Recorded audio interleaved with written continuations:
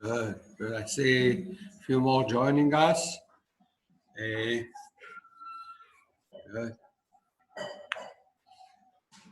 Is anyone in Israel or everyone is abroad? We are. Israel. Israel. Next time we'll have the session on the beach.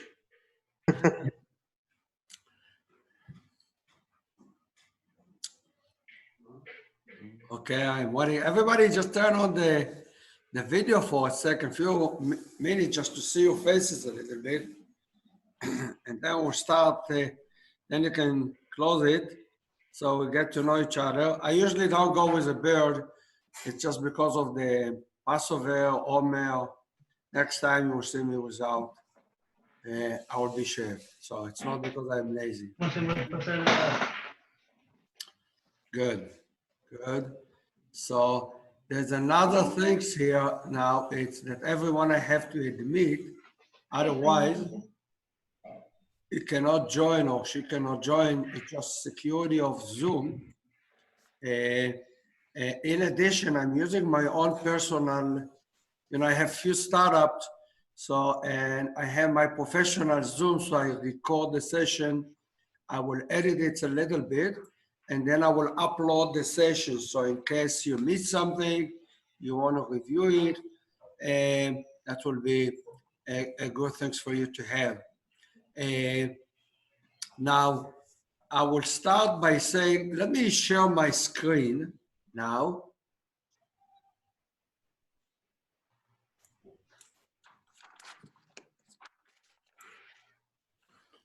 Okay. So I will close my video. Feel free to do so as well. As well.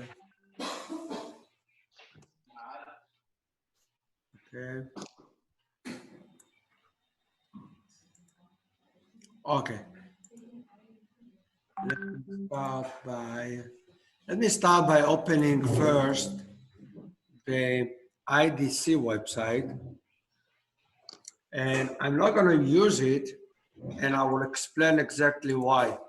But I do put there stuff that formally I have to, and also communication. So let me go into here. And I just wrote down here, first of all, we have two groups. You should know which groups you belong to. You are 11:30 to 1 o'clock, so it's easy. Your number is ending up with 21 in the end. We will need it in a second. Okay? And I will put here stuff just for communication. What do I mean by that? It's how to register to Academy City. And in a minute, I will explain why I'm using that website. Here it's a little video.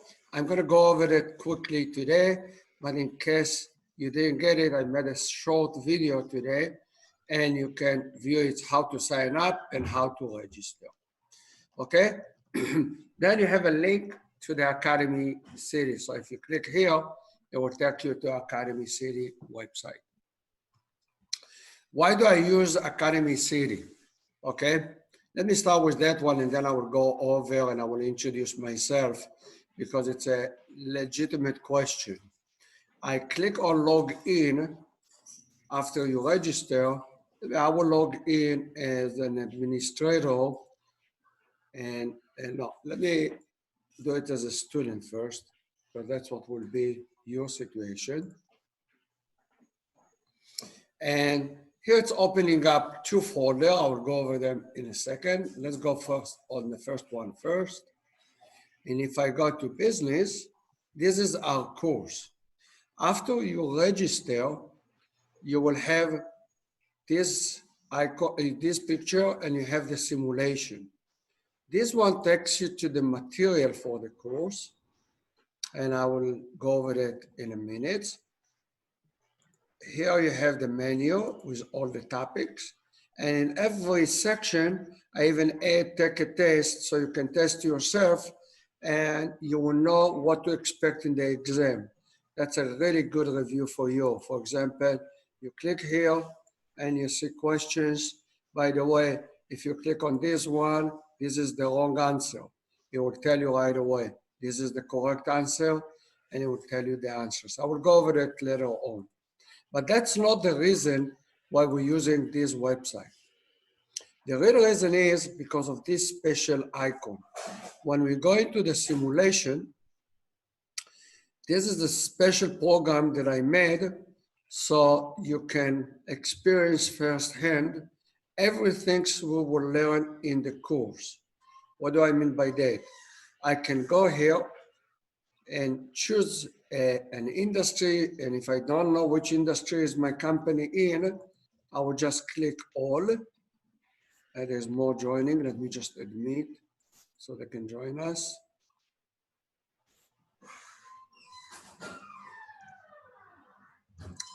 Good.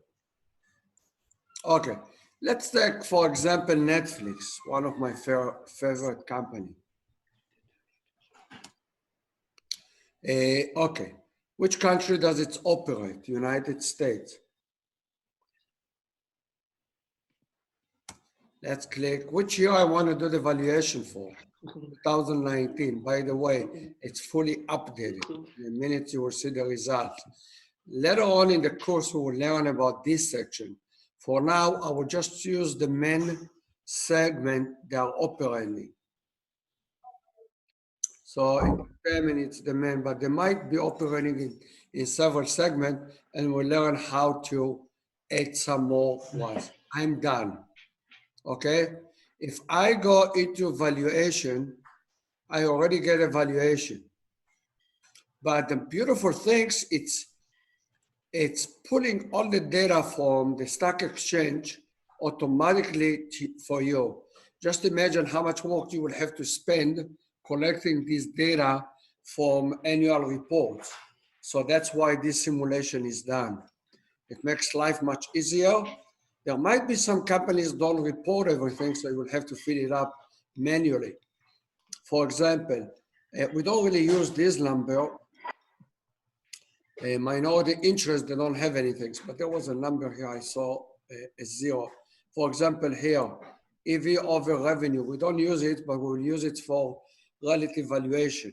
You might need to fill it up manually. So you go to the annual report and you only fill up one number. But most of the data, it's uploaded automatically for you. All the stuff we learn in the course, how to calculate cost of debt, how to calculate cost of equity, it's done automatically for you. You just need to understand what the theory behind it and how does the simulation does it. Finally, we will talk about simulation.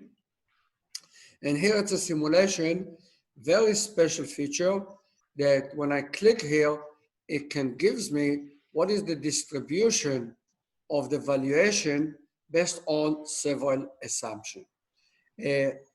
Nothing happened if you didn't really understand what I just said now, because I said a lot of stuff, which is really saying all the course in 5 minutes, okay? But I just wanted to motivate why we're using Academy City, because you can't really put such a thing in Moodle, and it's a special program. How would I study for the course? If I were a student, how would I recommend that you study? I will open 2 folders. Let's say open Academy City again. That will be the best way to go. Go into here, you go into business and click here. Here you have the material, okay? And here you have the simulation if you want to practice, okay?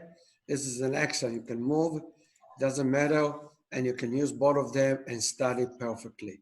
When we study about a specific topic, you can look at the material. Let's say I'm going into cost of capital, cost of debt, for example. This is our presentation and the whole stuff. Then I can see how it's being implemented in calculation, cost of debt, and then we have cost of equity. That's a beautiful way. Secondly, you can see a lot of other companies, not just Netflix. You might choose, I will make you choose one or two, but you can see other companies, and that's really nice to see the link between theory and real life. Okay, let me open the microphone. If somebody has a question, feel free before I start. This is really was just to explain why we're using the simulation. Any questions so far? I have a quick question. Yeah, go ahead. I opened up an account, but I don't have the option of simulation. I only have the option, it only says. Okay, so I'm going to explain that one. So far, I just gave the motivation. I'm going to go over how you sign up, how you register, and it's also in the video that I put right here.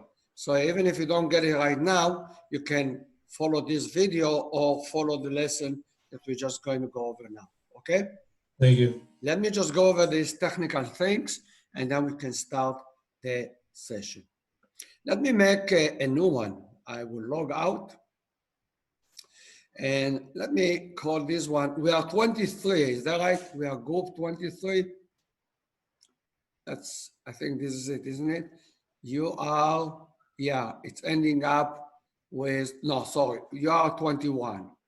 Okay, I'm going to register myself as if I am a new student. I'm signing up. I am writing my email, amos@diarbaranes. Username, I will just use Amos, and I will put 21. So I will distinguish, I'm kind of going to register myself twice because there are two groups. I'm going to put my password. Put it again.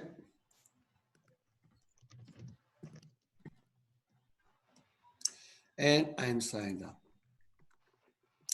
It doesn't like me because I have already that email. So let me cheat him. I'm going to cheat. I will open a new one later on. 21, it will work now.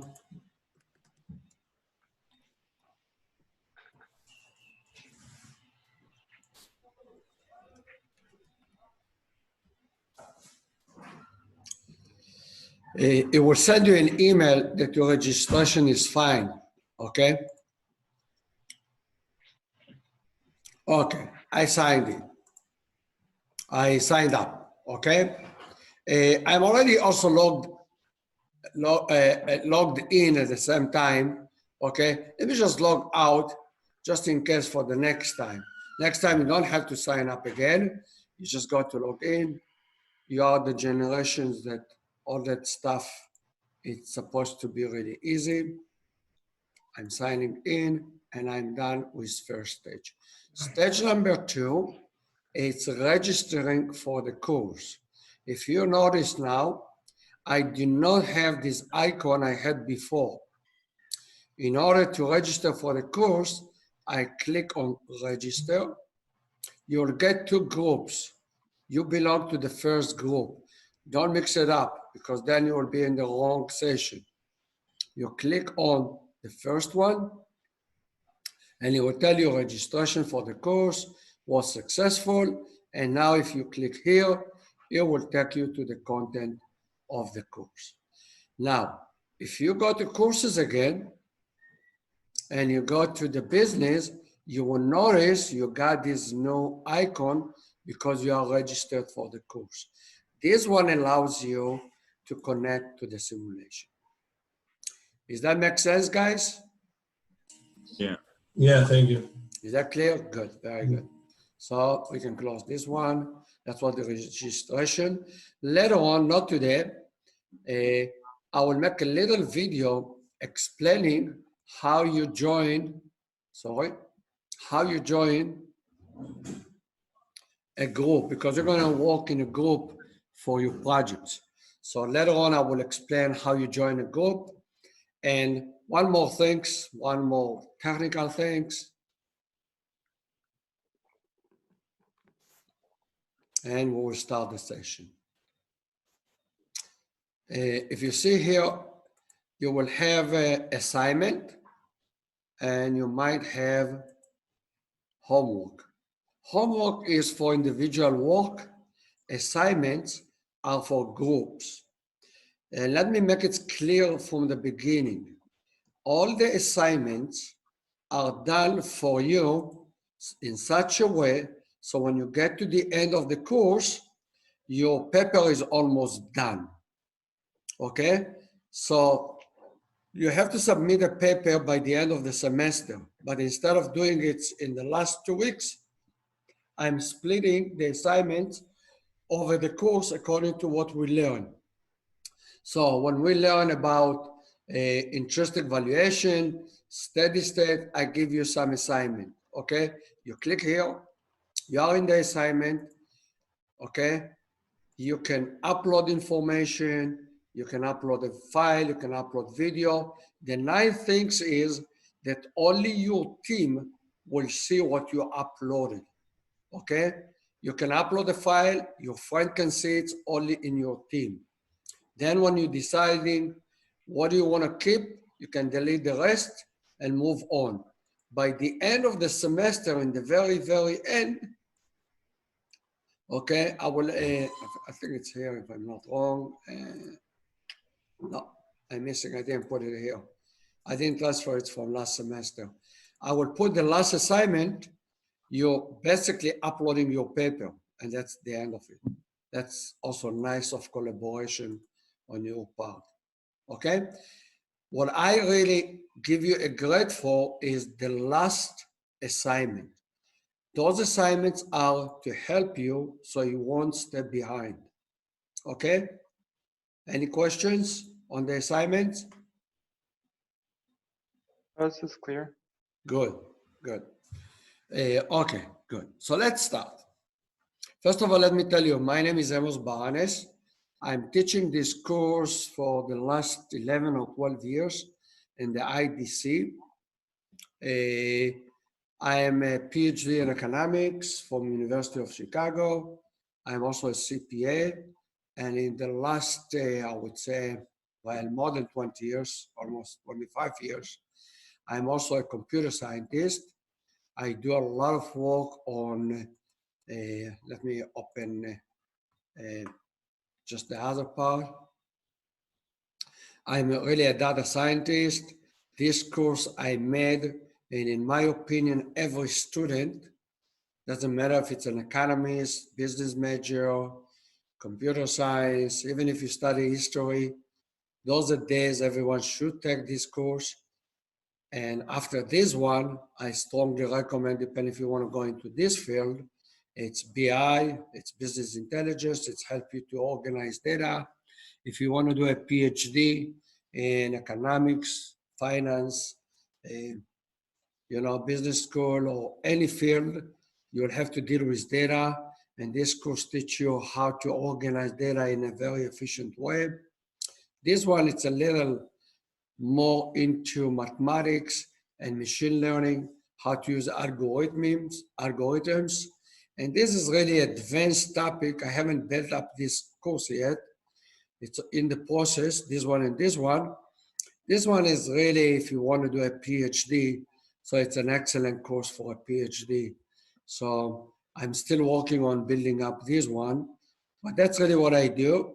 The nice part of this one is that even Academy City is written using those tools. Okay.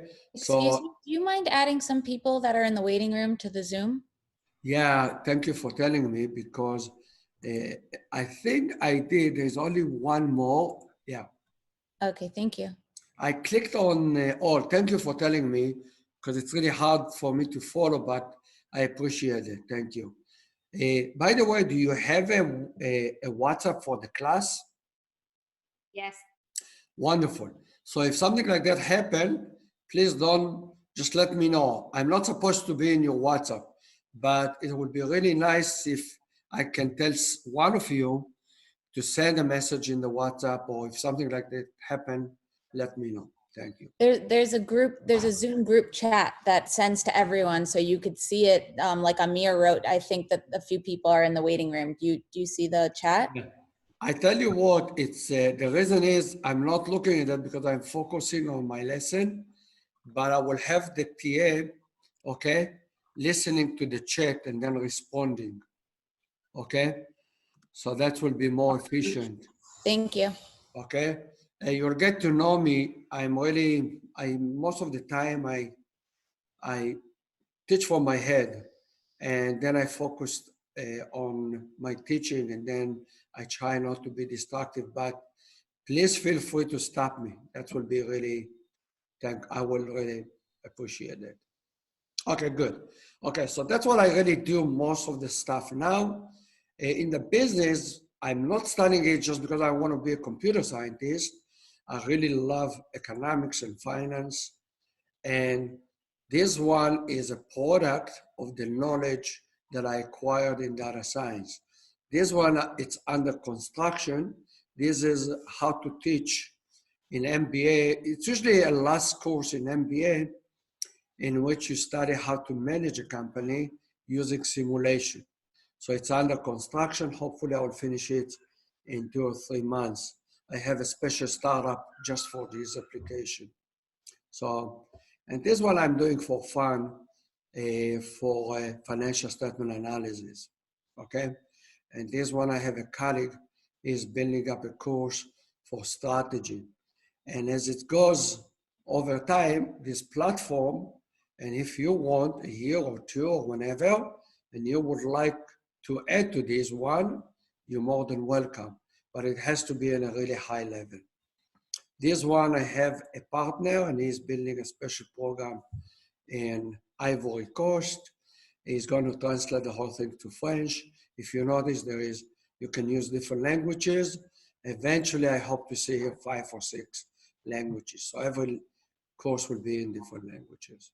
Okay, that's what I do. But I started my career really in valuation. I used to work in a company called Lexicon. I strongly recommend that you look it up. Let me even type it up here. I think this is a good one.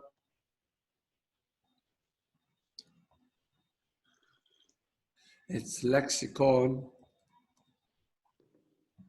And they sit in Chicago. So I was in Chicago for 21 years. And this is really probably a company you would like to get a job when you graduate. If you can make it there, you are in a good shape. So I worked there for several years, so almost 5 years. And I used to do valuation for litigations. Very fascinating topic. It's a law in economics. I just published an article and I'm going to be there in November presenting that paper on special companies that issues 2 types of stocks. Over the course, I will talk about it a little bit. Okay? Okay. So what are we going to do in this course? Frankly, this is the most fascinating topic in economics / finance. It's probably one of the hardest because there is no clear answer. I always love to ask my question here, what is the most value things in a room? Now I would say everywhere. What is the most, if you were in a classroom, usually I do it in a classroom. It's the first time I'm doing it over the Zoom. But if you are in a place, what is the most important in your room right now? What do you say? The people. The people, that's true.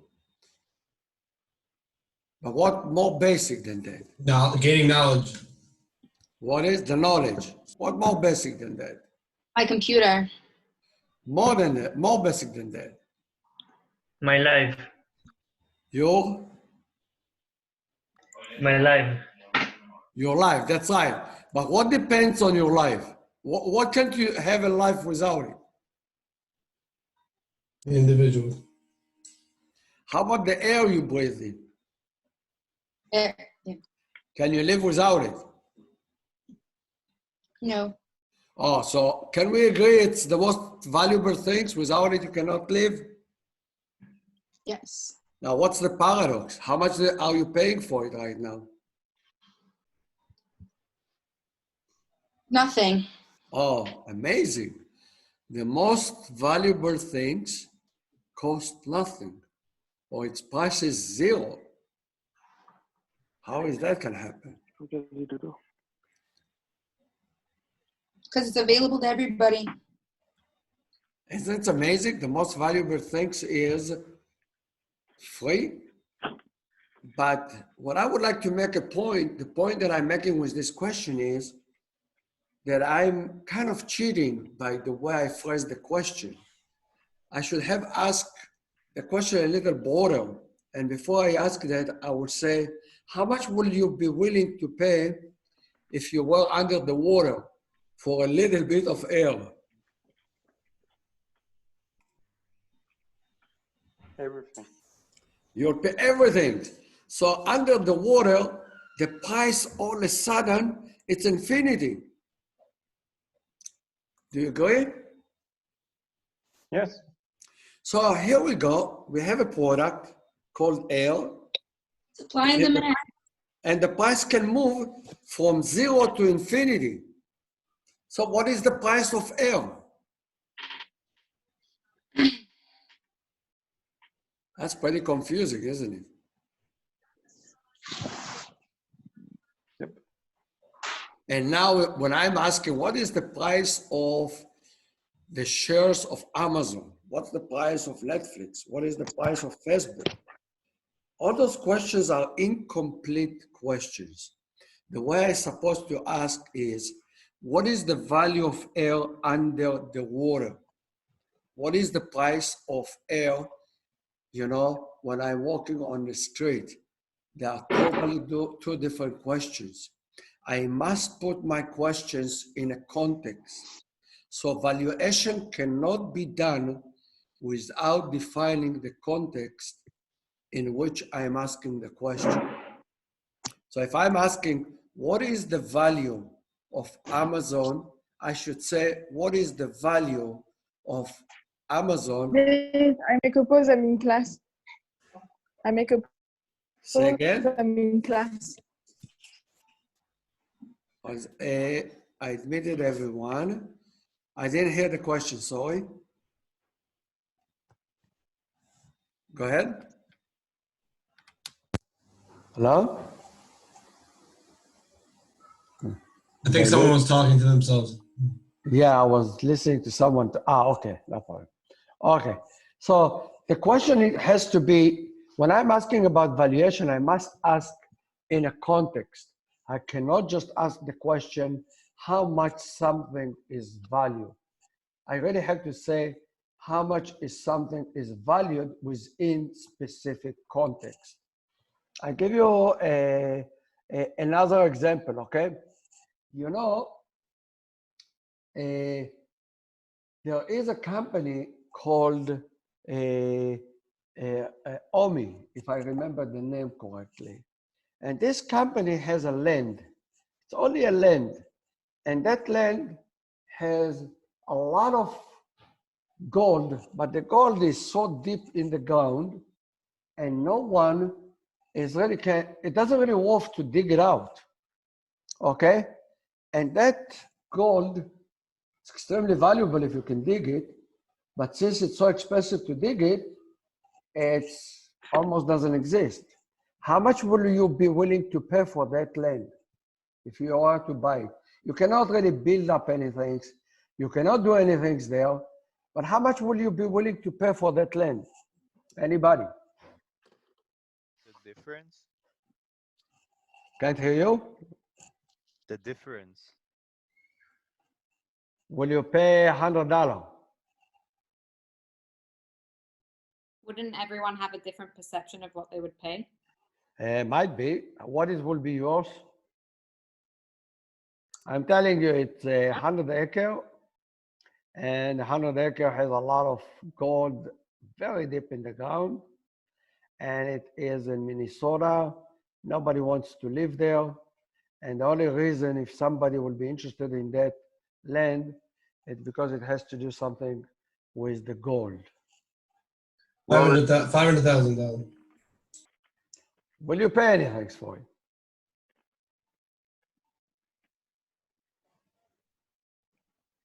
What do you say? if I'm able to if I have the tools to reach the gold, No, you don't. oh, then it's If you had, of course, you will go ahead, buy the tools and start digging. It's still 100 acres. I'd pay a lot for it. I wouldn't pay anything for it because the only reason that I personally would pay for it is if I could sell it to someone else at some point and make a profit off of it. So Exactly, but no one wants it. okay. So now you know there's no tools that you can dig the gold. And let's say the tools that exist today, it will cost you about $3,000 per, per ounce of gold. And gold doesn't worth 3,000 yet. And then it doesn't worth to do that. So according to that, you don't really want to buy the land. There's no point in buying the land. Will you be surprised if I tell you there is a company like that and it's being traded in the stock exchange and the total stock worth more than $1 billion? Why someone would be willing to pay $1 billion? That's an amazing question, isn't it? He doesn't have the tool, he cannot dig the gold, and is still willing to pay $1 billion for the land. What might be the reason? Because you can sell it for more. Well, he doesn't know. He's hoping. You know, it's being traded now in the stock exchange. Apparently, some people, valuing it as $1 billion. But why somebody will be valuing it for $1 billion? See, if I told you that maybe technology will improve and then somebody might invent something that digging the gold will be extremely fast. Will you be willing to pay now for the land? Yeah.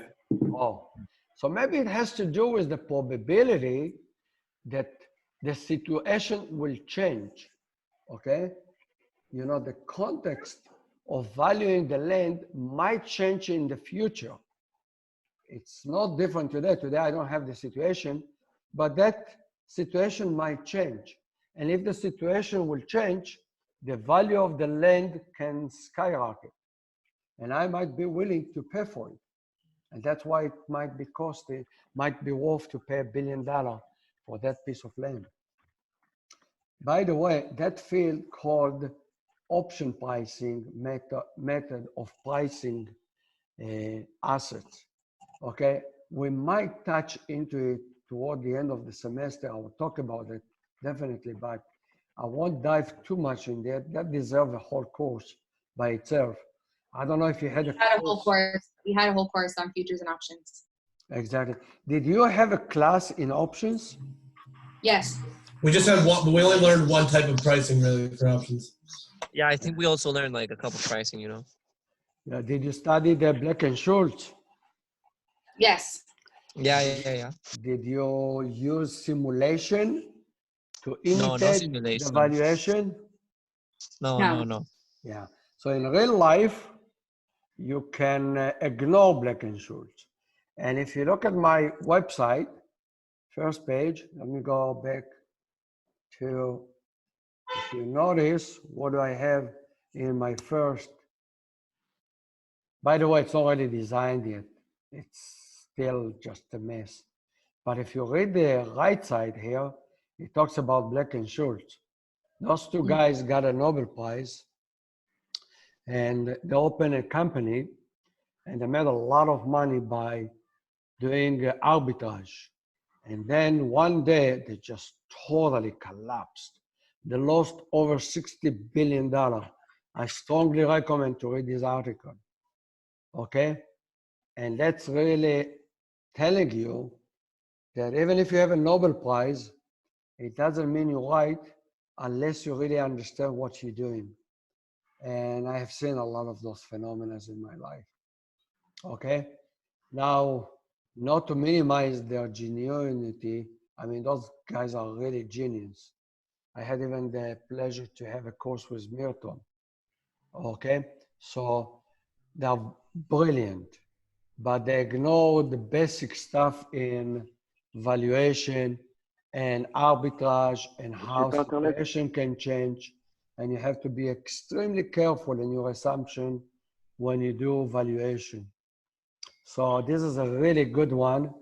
The reason I put it in my website is because people have seen the stock market collapsing right after the corona broke out.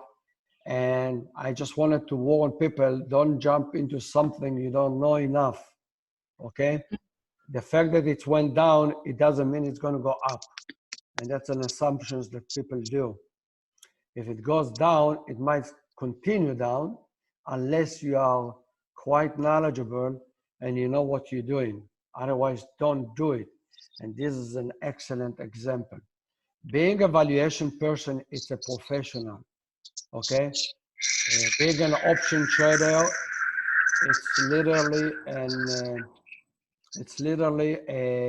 a professional. So don't get into something that you don't really know very well. Okay. I didn't mention it before, but one of the other courses I probably will add later on in the business after I finish with those two, it will be option trading.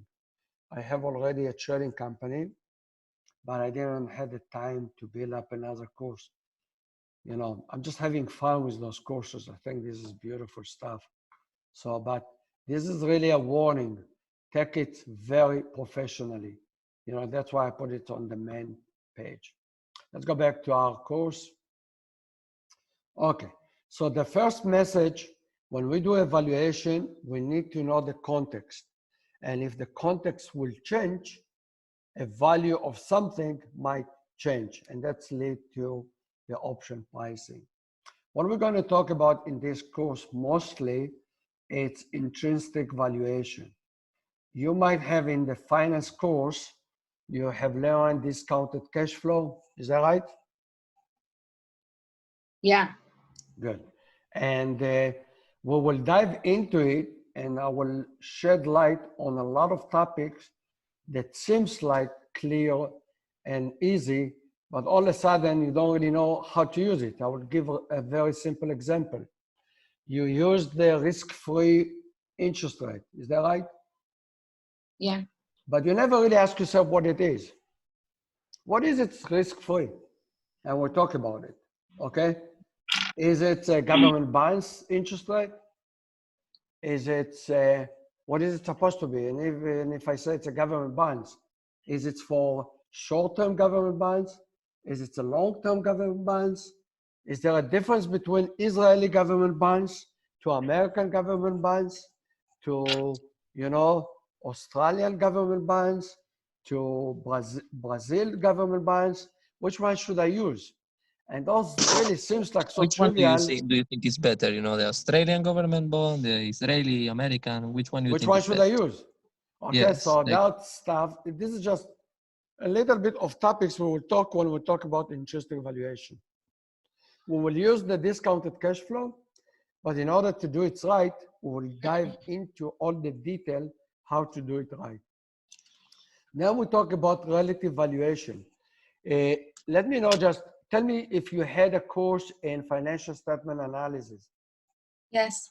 No. Good. You learn ratio analysis. Did you guys? Yeah, but not all of the multiples, but yeah. Okay. It's not crucial. I will cover that. It's good if you had, but I will cover the stuff you will need. So in relative valuation, what does it mean, relative valuation, in 2 sentences? If I want to buy a house, let's say I want to buy a house with 4 bedrooms, a yard, and in a certain neighborhood, how much will I be willing to pay? So how will I go about it? I will go and ask my real estate agent, can you give me a list of other houses being sold in the last 3 months around this house? And I look at those numbers and I say, okay, according to those numbers, I should pay such and such. So I'm comparing the house that I'm going to buy to other houses similar houses that being sold at the same area and approximately at the same time. That's why it's called relative valuation. This one I will spend some time. It's quite popular in real life, okay? Although if you dive in, the two method required a lot of work. But people usually like the relative valuation. They skip a lot of stuff and they're lucky when they get it right and they're not lucky when they're not getting it right. Let me just make one essential difference between the two. When I do relative valuation, very important difference between the two. Pay attention, when I talked about relative valuation, I was comparing a house that I want to buy to other houses. What happened if we are in a bubble in real estate? All the houses are very expensive. What happened to my valuation? I would be overpaying kind of for the house, isn't it? What do you say, guys? Yes and no. I mean, if you're only looking at it from within the bubble, you don't really feel that way, right? But like, let's say You're that right. is the bubble and you're in America, then you'd feel like, oh, I'd be overpaying if I buy Israeli real estate. You're right. You're absolutely right.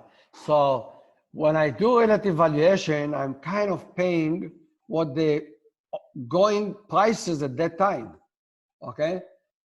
But when I look at the intrinsic valuation, I'm not really looking at the prices that going in the market at that moment. I'm just saying really, what is the essence of the house? The house costs such and such to build. The house give me such and such services. If I want to rent it, I would get, let's say, $5,000 a month. Just, I'm making a number, okay? I can do a discounted cash flow, so that house shouldn't be really costing more than such and such. I will expect over time that the bubbles will go away and eventually expect if there's a bubble, the prices will converge eventually to the intrinsic value, okay? So I can say that relative valuation gives me the price compared to real life prices or ongoing prices today. And intrinsic valuation, it's giving me really something that based on the essence of the assets on the long term. And that's a really a good phrase to put it. So Wouldn't you essentially do both?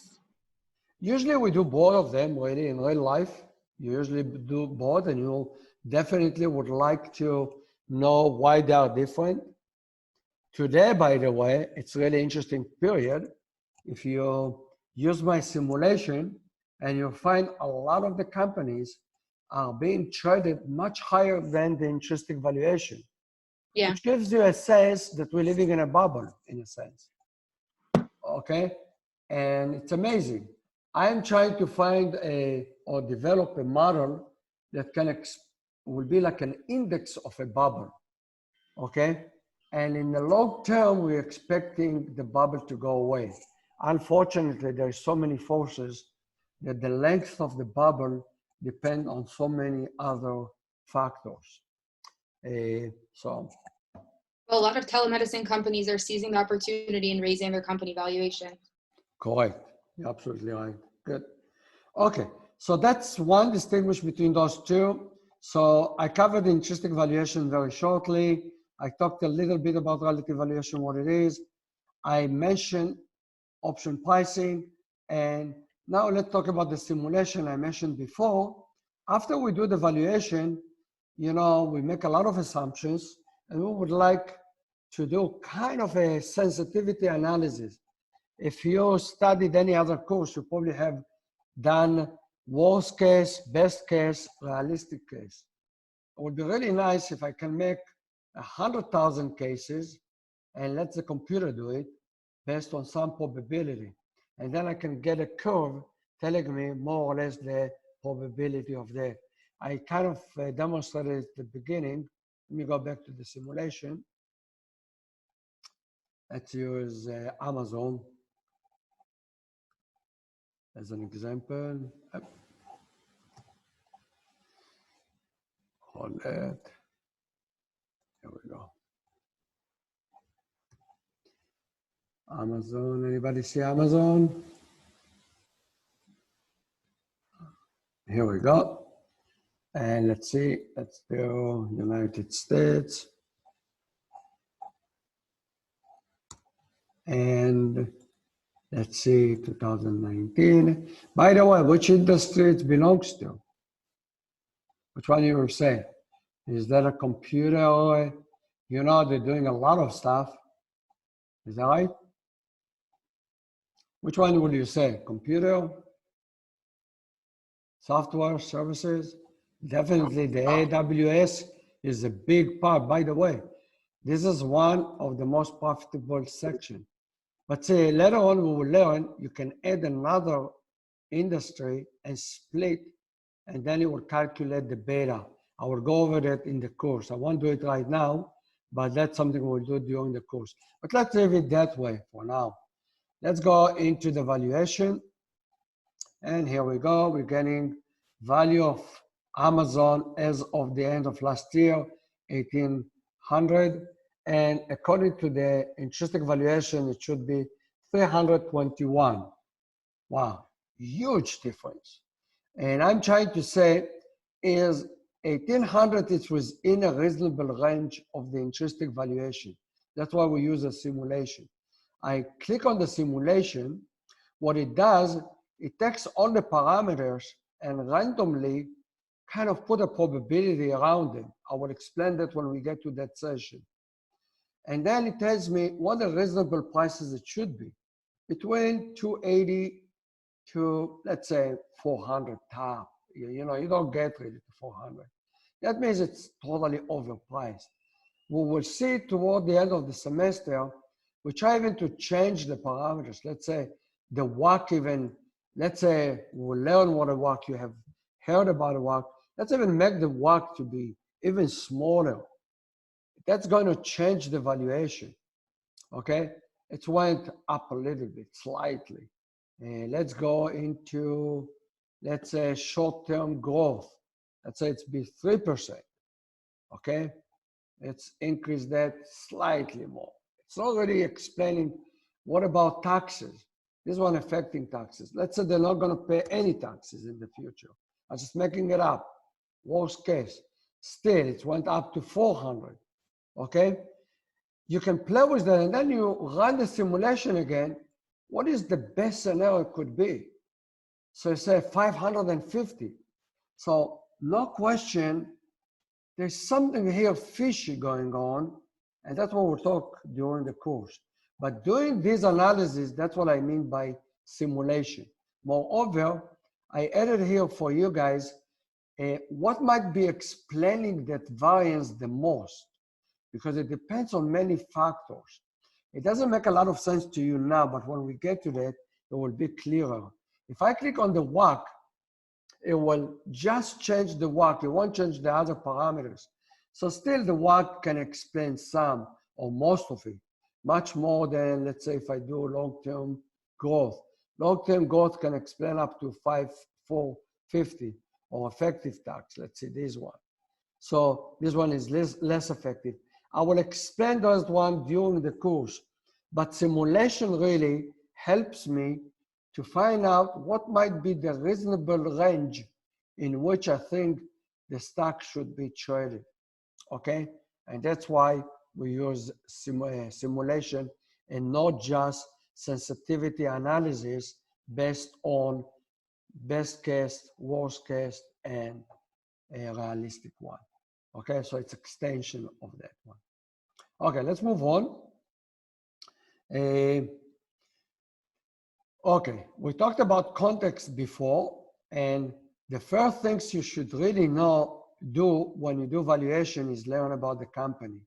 That's a very important point. A lot of people think, okay, I studied accounting, I studied finance, I studied everything. Let's just look at the financial statements, do the discounted cash flow, whatever the number is, plug it in, and this is it. That will be totally wrong. Because as we said before, the context is very important. I can have Amazon in the US, and I can have a similar company that competing with Amazon, Alibaba in China, and are they the same company? Anybody wants to comment about the differences between the two? What One is it? is American and the other Ching Chung Chang. That's true. But what's the difference between them? Why some one of them is, by the way, you know, Amazon is not really making any money almost from selling anything. You know, they're making some profit on some certain things, but mostly they're not really making money. Most of the money that Amazon is making is from Amazon Web Services. And Alibaba is making a ton of money by selling products. And now you're trying to understand why. One big important point to discover, besides looking at the financial statement, well, a strategy of a company will be important. And then I will ask which strategy. Here, one example. Question, You I know, didn't go ahead. No, what was the question? I didn't understand the question. Yeah, I'm saying, you know, there's a differences between Amazon and Alibaba. You know, Alibaba, for example, don't have warehouses, okay? They deliver the product directly from the supplier. On the other hand, Amazon trying to work on what is called a short lead time. What does that mean? It means that if you order something, they want to give it to you as quick as possible. So in order to make sure they have enough stock, they hold many, in fact, I think they have 4 major warehouses. So they buy the product and they store it in their own warehouse. And if you look at Amazon website, many times it tells you that it's coming from Amazon if it's coming from the supplier, okay? That's causing Amazon to incur a lot of cost. On the other hand, customer satisfaction could be much higher because maybe Alibaba won't be able to deliver it on time because the supplier doesn't have it, okay? That's what I mean, strategy of a company. One company goes, I will have a warehouse, so I always will make sure the product will be ready for the customer. The other one says, I don't want to incur the cost of warehouse, so my strategy will be when I get an order, I transfer it to the supplier, and the supplier will deliver. I might get stuck, but on average, I will save the storage cost. That's totally different strategy. Is that clear? Yes. And that's going to explain why the gross margin of Alibaba is much higher than Amazon. On the other hand, Amazon have another segment, which is web services, which a lot of people using it. Anybody using Amazon Web Services? Yeah. So you see, What is this web services? yeah, it's beautiful. And you don't have Alibaba Web Services, do you? No. Wow, that's interesting, isn't it? So if I want to compare Amazon to Alibaba, I better off really learn about those two companies before I compare them. And that's really the message here. Learn about the industry, learn about the type of operations, who are the competitors, which countries they are operating. Definitely, if I'm operating in Zimbabwe, I should be really careful. And I have a lot of experience. I do a lot of work in Africa. And if I do businesses in the US, I can feel a little more safe that I will get my money on time. And if I need to go to court, I know it will be, I will have my day in court, as you said. In Zimbabwe, not necessarily. And I will have much more risk if I do business in Zimbabwe compared to the US. And maybe the same operation in the US will be worth much more just because it's in the US and not in Zimbabwe, because in Zimbabwe I might make my money and the government won't let me get the money out. And then I'm stuck. By the way, this is a really good story. Everybody heard about, you know, the Bitcoin, yeah? Is there somebody didn't hear about Bitcoin? Anyone? Everybody heard, yeah? Yeah. Okay. Bitcoin in Zimbabwe worth more than double than it is in Europe. So the immediate question, if you are a finance person, why shouldn't I buy a Bitcoin from the Europe and sell it in Zimbabwe? I can make a lot of money. Can you repeat the question? Yeah. Say in Europe, you can buy the Bitcoin. Let's say, I don't remember the last time I looked at it. That's about $1,700, okay, for Bitcoin. I'm just making it up, okay? It's double the price in Zimbabwe. Last time I checked, it was around double the price. It's about 3,500. So the immediate question is, why don't you buy Bitcoin in Europe and sell it in Zimbabwe and make the difference? No, I Zimbabwe. Because Why don't you do it? You should do it. What will you stop you? Because in Zimbabwe, people are more like tend to do illegal activities with the bitcoins. No, it's legal. Because of the volatility. There's no internet in Zimbabwe, so people can't. Oh, there is. Believe me, it is. I even set up one for one of the biggest banks there. So what will stop you? Here it is. You cannot get dollars out of Zimbabwe. What? So if you buy a Bitcoin, we talk about those three. There's another point here that I made, assumption about market efficiency. In intrinsic valuation, the assumption is that the market is mistakes, the market makes mistakes, but correct them over time. When, we really don't know, okay? So, and the other one is relative valuation is right on average on today because we're doing compared to other companies, but since there aren't, you never really find exact comparable company. So you might be wrong on a specific asset, but on average you are correct. That means if I take all let me stick to the house example. If I take 10 houses that are being sold in my neighborhood, the average is fine, but the average doesn't reflect the price of individual assets. They might be a little different, okay? Some things about companies. I want to know how much I should pay for a stock of Amazon. So I'm trying to find comparable companies. I mentioned Alibaba. Alibaba is not exactly comparable, okay? But let's say I would take 10 companies similar. On average, it would be fine.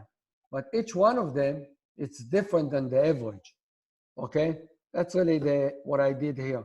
One thing to help you out to study, I add in every section, there is take a test, okay? And this one is really, and I will add questions. First of all, it's good for your exam. But I think I just added one question here about it. Let me see if I remember where it is.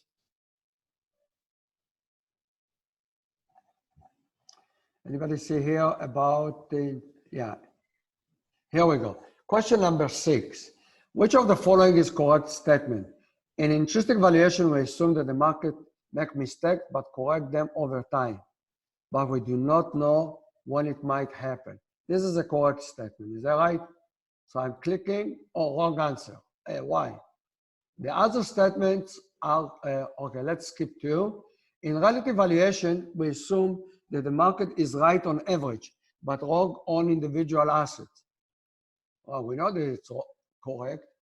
Oh, both methods, relative valuation and intrinsic valuation, are commonly used in practice. This is a correct. Although relative valuation, it's easier to explain, so that's why people like it. But the work is quite intensive in both of them if you do it right. A lot of people don't do relative valuation good. But both of them are really common. So if I click on this one, it will be wrong again. So the right answer is that all the other answers are correct. Everybody got it? So I try to build question in this structure to help you to review the material more than really as a question. But it's a really good way, I think, unless you have a better idea and let me know, I'll be happy to hear. I will add questions like that to review the material that you have in the session. And in addition, let me go to here. I added here a book. It's excellent book, by the way. It really is one of the best book. It's free online. You can find it online. So I didn't steal or took anything that doesn't belong to me. If you click on it, you download the book, and I will put and ask you every week or every 2 weeks to read a chapter or two. Some chapters are a little too hard for the level you are in. They are more graduate level. But chapter 1 is a fun reading, okay? I will put questions from this chapter. So I would like you for the next time, please read the first one, okay? We don't have access to it. You have access right from my website. By the way, you can just put that on Google, you'll find it online, okay? Okay, we don't yet. We're blocked access on your website. Yeah, so I put it for you so it'll be convenient for you so you don't have to look it up. No, we cannot join it. If you click, you don't, you have to register. Did you register? Yeah. And you still cannot? Yeah, I'll try again. How about I give you sharing? Because it's very important for me to solve those technical issues. I'll try again, maybe. Yeah, or let me know. If it is, then we'll make, I will go over it. But this is really a good, excellent book, by the way. Really one of the best that I know out there. And I won't dive too much into the math unless we have to, but I will try. But this is a really good reading. I strongly recommend. I will try to help you out by adding questions from the chapter in this style that I just showed you. And therefore, it will be easy for you, especially for the exam, you know. In the exam, go over those questions on a weekly basis, and then toward the exam, just review them. It will help you a lot, okay?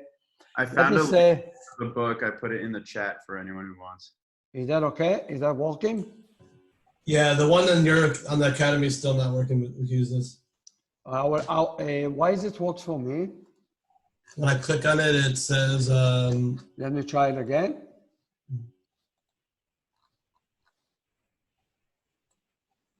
Yeah, I clicked see, it's downloading it for me. But here it says you need permission. That's what it says.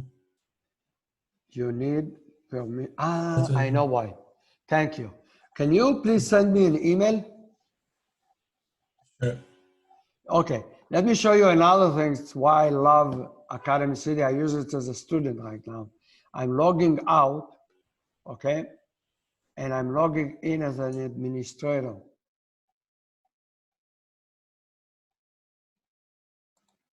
And I'm just going to write my email and my telephone number right now so you can really see it.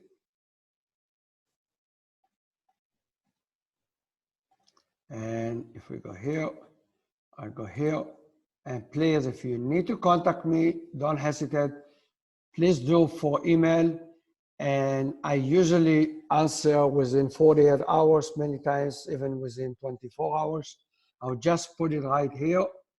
And here's the beauty about a system like that. And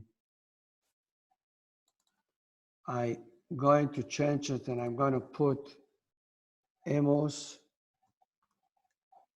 email. So there's no question about it, you know, my email.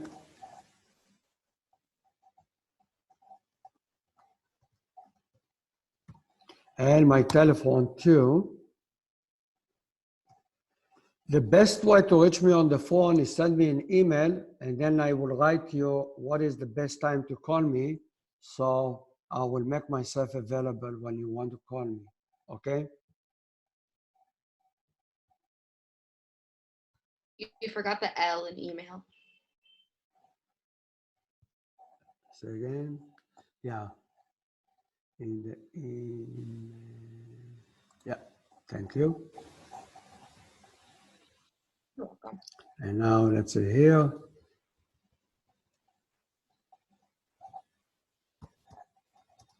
That's pretty cool. Now I save it. I don't have to upload anything. I just publish it. The website is updated. Pretty cool, isn't it? If you check Academy City now, I know what's the problem, why it doesn't work. I have another, I will fix it, okay? Just please send me an email, tell me that to remove the permission because I linked it up to another place. Okay, good. Okay, good.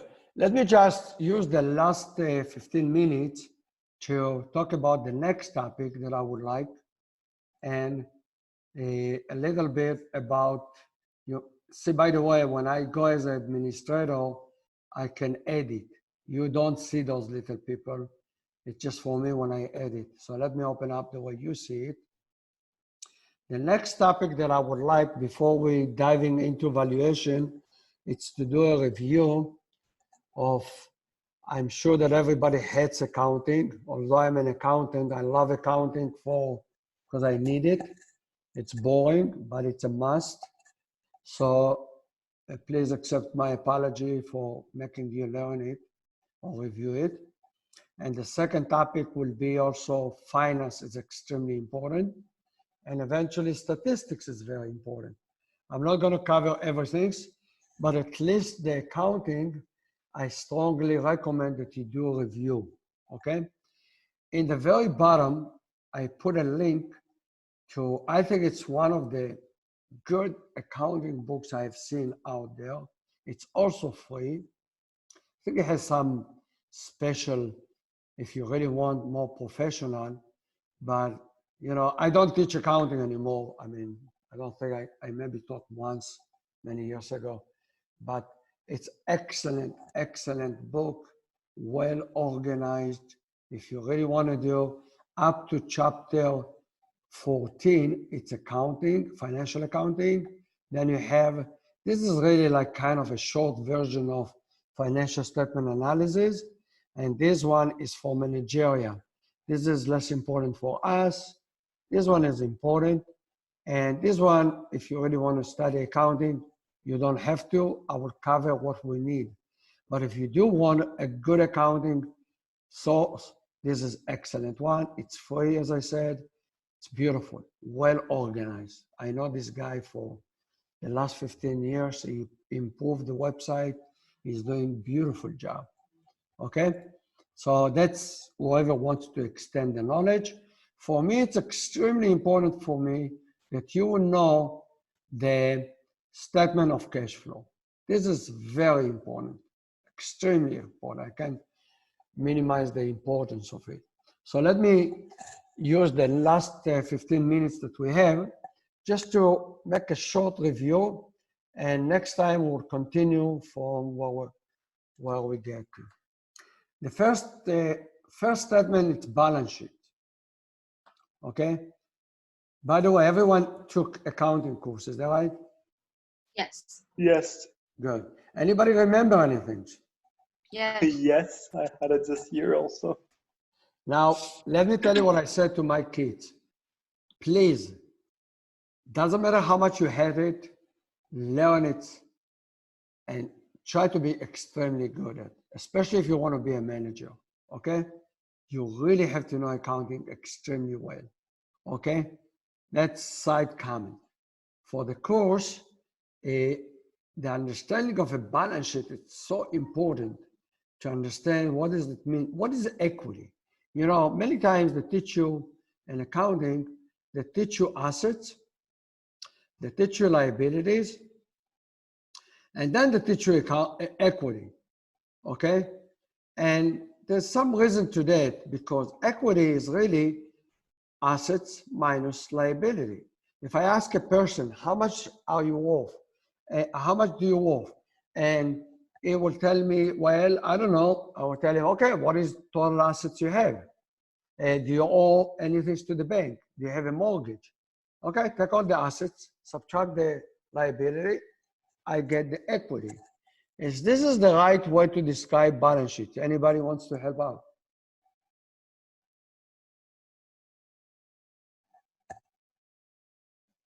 No, isn't Anyone? it liabilities plus? I mean, it's technically the same equation, but we look at it liabilities plus equity. No, that's not what he's saying. The equity is not just its own thing. It's not just the difference between them. Yeah, There's more to that. What was There's- wrong in my question to the guy? I asked him, how much are you worth? How much do you worth? And he said, I have a car, I have a house, I have, I don't know, whatever stuff he has. Your assets don't determine what you're worth. Oh, beautiful. Am I talking about market value or I'm talking about book value? Book value. Oh, in a balance sheet, we talk about a book value. Very important. So what I supposed to ask him, well, how much did you pay for the house? It doesn't matter how much it's really worth today, might be worth totally different, correct? In Yes. a balance sheet, in accounting, we use book value. How much did I pay for the asset? So if I see here, property, plant, and equipment for 2010, 400, that's the amount that paid in 2010, okay? It didn't change because they didn't buy any extra equipment, and therefore that number stays the same. On the other hand, I'm seeing accumulated depreciation. That means the first year it went down by 40, most likely they're using straight line depreciation. And then after 2 years, the value declined by 80, okay? That's the way the accountant do. Is the house at the end of 2011 worth 400 minus 80, meaning 320? I'm not sure. Maybe the housing price or the equipment or the properties went up. So it might be more than 320. Here in balance sheet, we use book value, okay? So here I have all the book value, 2010, total assets, it's 810. How much loans did we take? We took 632. Therefore, how much according to the book value, it's the value of this company, it's be 810 minus 632. The value is supposed to be 178. So far, so good? Yeah. Good. Then, when we look at the equity, we see there is two rows here, the common stock and the retained earning. And this is misspelled. Is that right? Okay, need to be fixed. By the way, this is gonna be changed according to it will be the same way, so I can fix it right away. For now, I just made a picture of it. I didn't have the time to do it, but it will be moved. But this is misspelled, okay. Okay, so we have two parts, okay? What does the common stock represent? Common stock represent how much money the equity owners have contributed to the company. That means when the company was established or since it was established, the companies raised money. They issued stocks and people gave money to the company. How much money they gave to the company? 50,000. That's the meaning of the 50,000. What's the meaning of the retained earning? That's the total profit that the company have made since it was established until the end of 2010 minus dividend that distributed until that point. I will repeat, it's very important. What is retained earning? Retained earning, it's the total profit the company have made since it was established minus the total dividend the company have distributed. Is that clear, guys? Yeah. Good. Very important. Extremely important definition. Okay. Now let's do for 2011. Same things. What is 170? 170, it's the total profit. the company have made since it was established until the end of 2011, minus all the dividend that it distributed since it was established. Now here's a quiz, okay? 170 minus 128.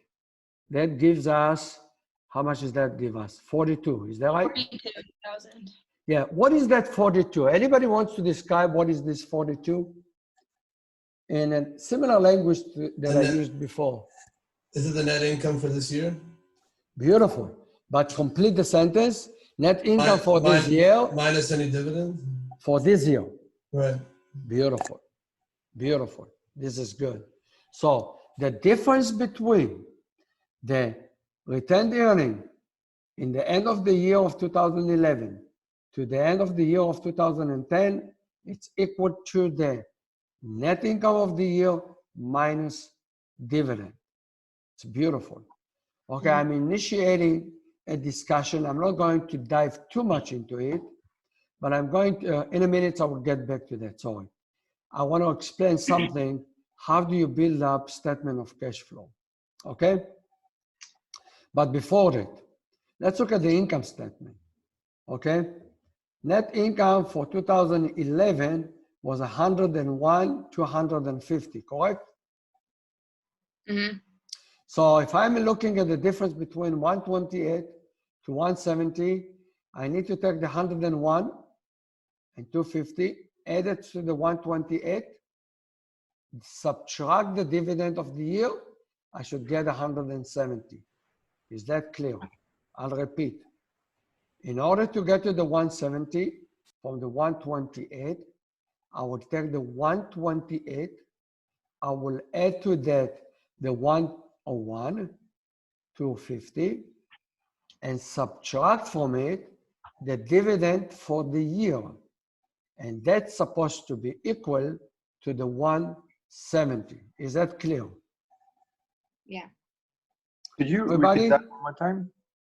Yeah, I will repeat it. It's so important. Thank you. Okay? Anybody know Eli? Yeah, let's see. I hope it's not the same guy with a different name. Okay. Okay, one more time. We said that the difference between 128 to the 170 is the net income for the year minus the dividend. So I say, okay, I take the 128, I will add to it the net income, I will get a number. I will subtract from it the dividend, I will get the 170.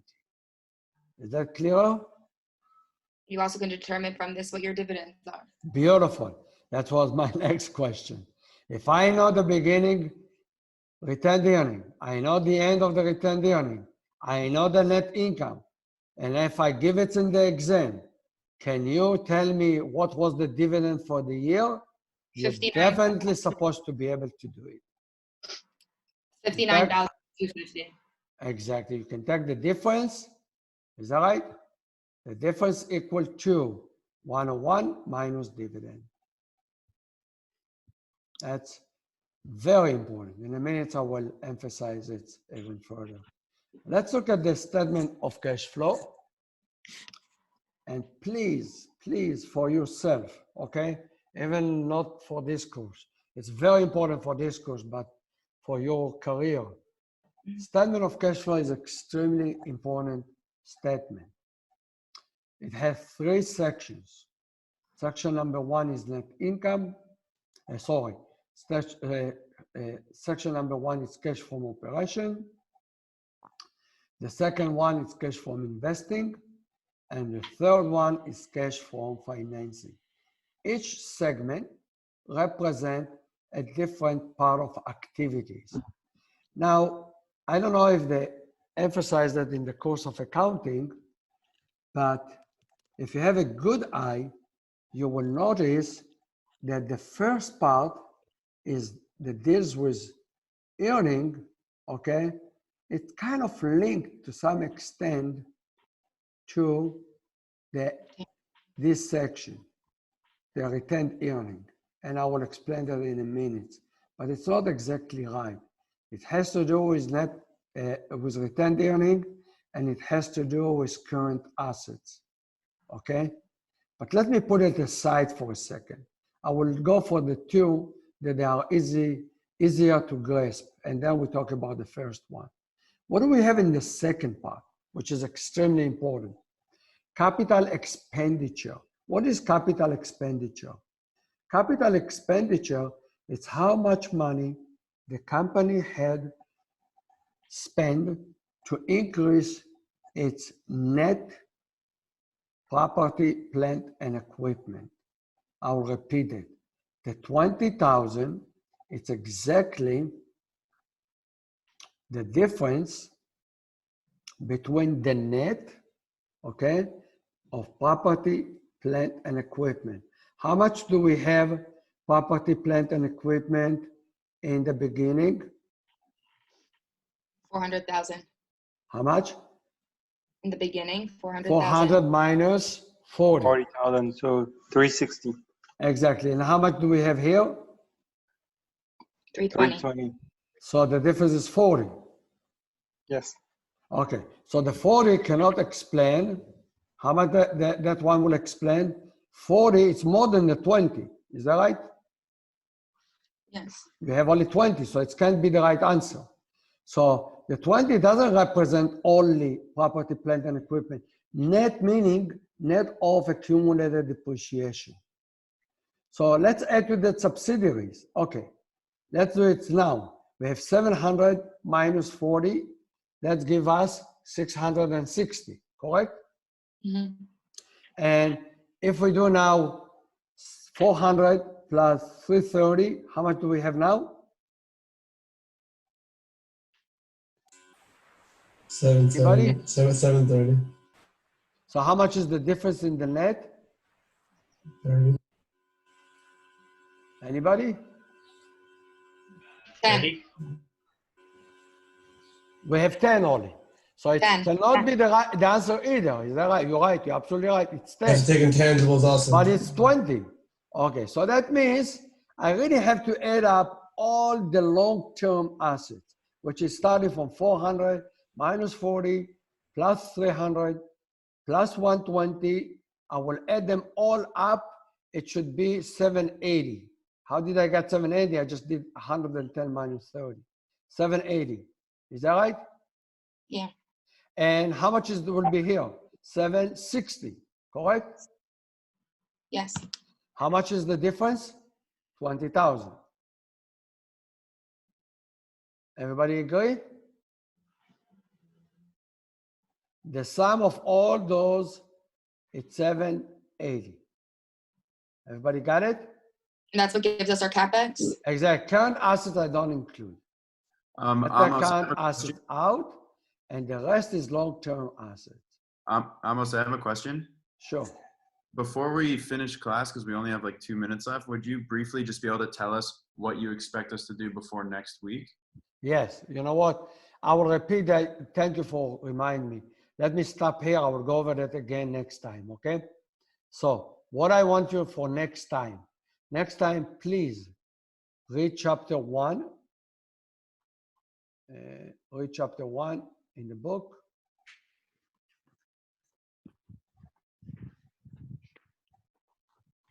That's excellent reading in this book, chapter 1.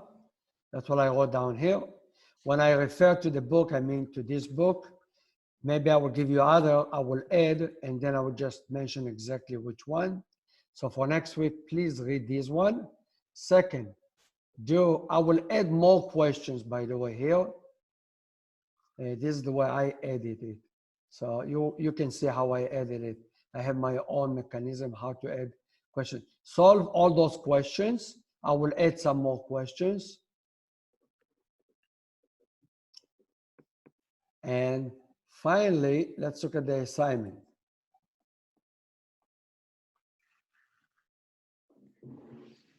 Okay.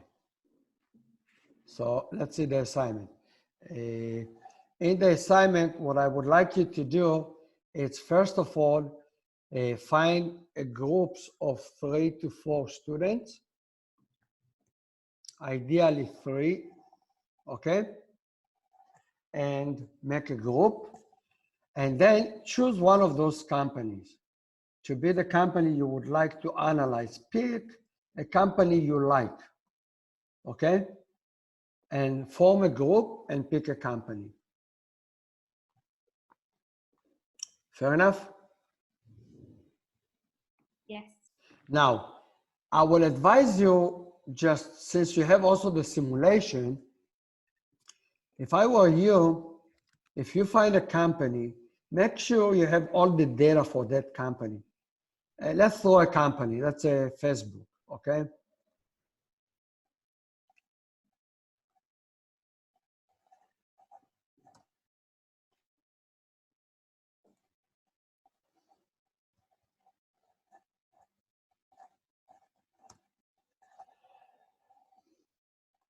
Go into here and see if you have all the data. If you have all the data, it will make your life easier for doing your assignment. If you see a company, let me pick up another company. I just make it up. Let's just keep up, just get some industry. And here you have all those companies. And I go into the data. This one happen. See, there's missing data here. It's not crucial because you don't really need it. This also could be, but I don't have data for 2019 for goodwill. You will have to fill it up manually. By the way, this is a good feature of this simulation. If you fill it up manually, let's say you look up at the annual report and you found out that it's for, I'm just making up numbers. This is the number. Your tab, it will tell you it saves it for you, so you don't lose the data. You got it? Everybody got it? Again, can you repeat that? Yeah. See, there was a missing number here.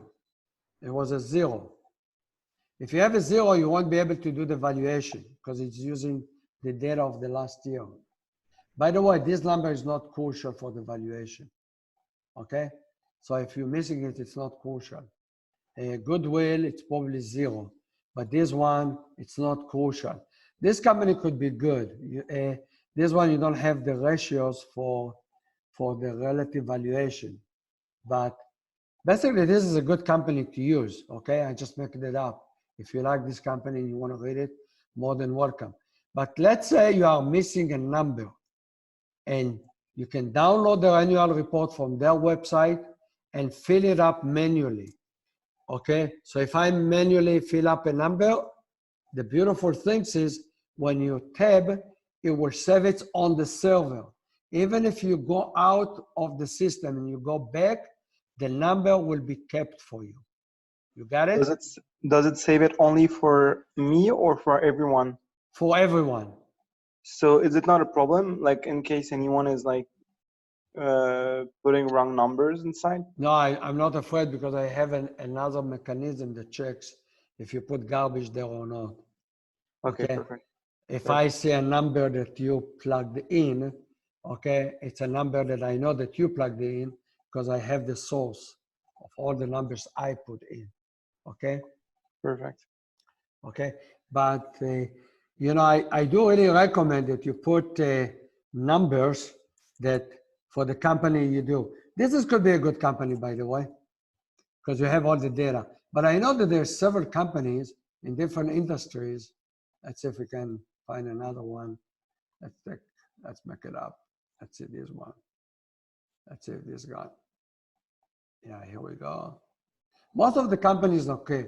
Some of them are missing interest expense. A lot of them missing interest expense. Here we go. This is a good one as well. Okay. Most of the companies you already have all the data, but don't pick one that you have to work a lot to plug in the numbers. Okay. Does that answer the question what we need for next week? Yeah, I'm not sure that the signing up for a team feature is working. Yeah, it's not working from my computer. No, I know. Hold a second. Do we have another 5-10 minutes? No, because we have another class afterwards. Yeah, but if you could email us when it's ready, we'll. So I will tell you what I will do. I will make a video. How do you assign to a team?